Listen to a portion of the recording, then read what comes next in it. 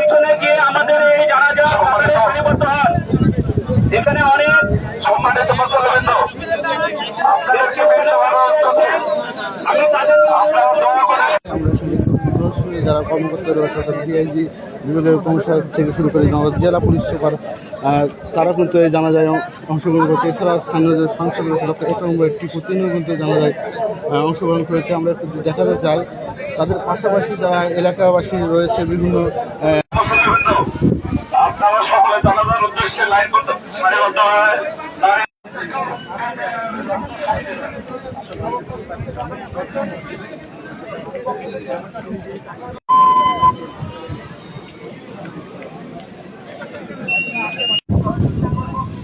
পরবর্তী সময়ে পরিবারগুলোকে আরো বেশি সহায়তা করতে হবে।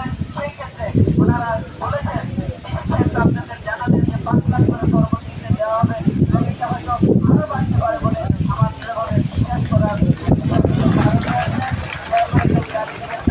আমরা মনে করি বর্তমান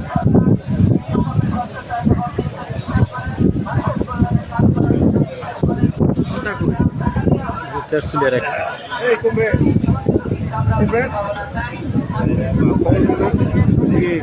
কমরেড না আমাদের সরি আমাদের কমরেড হয়ে গেল।